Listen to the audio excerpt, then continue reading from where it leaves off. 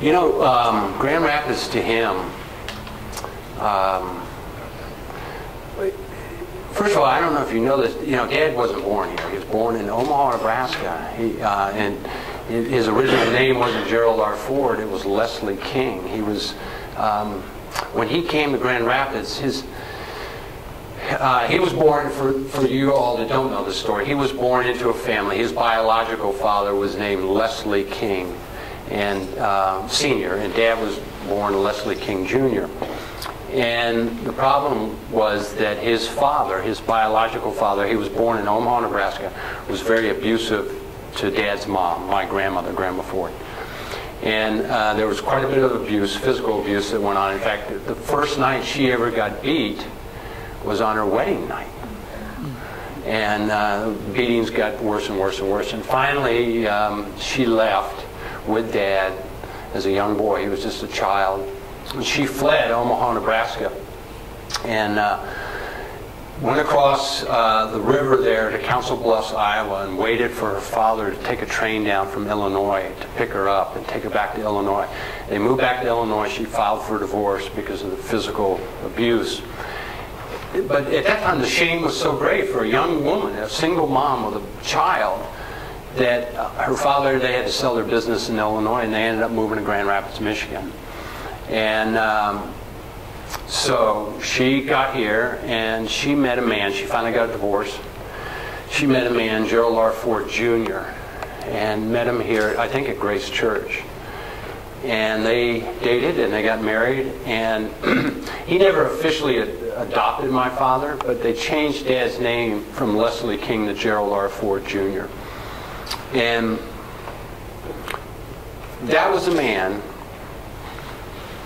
that invested in my dad's life.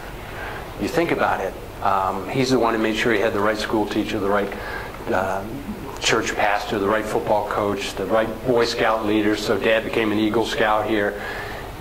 Grandpa Ford, who was not a biological father to him, but was the real father to him and invested in his life. And it proved to me at that point that it's love, not blood, that raises kids. His real father, his biological father, was nowhere to be seen. But Grandpa Ford, who was the man who loved him and blessed him and invested in him, is the one that got Dad, gave him the character, the integrity to really become president someday. But you know, I hear old stories about South High, and when we were growing up, Dad used to take us out to the beach, and we'd go to Holland, and he'd tell us stories about growing up here, and you know, when he was before he went to college, he went through the Depression here, and his father had the Ford Paint and Varnish Company, and you know, there were all kinds of economic hardships. They lost their home at one point, and Dad wasn't supposed to go to the University of Michigan. When he got out of high school at South High, his high school principal called him in, said, "Jerry, what are you going to do now you're out of high school?" And Dad said, "You know, it's Depression. We don't have any money. You know, I can't go to college." And his high school principal wanted him to go 1 year to the University of Michigan, but Dad said, we don't have any money. He wanted Dad to go there and play football. And so his high school principal said, "Jerry, we're going to set up a scholarship. We're going to loan you $100. You'll be the first recipient, so you can go 1 year to the University of Michigan for $100. Now, obviously, it's a little more expensive than that now.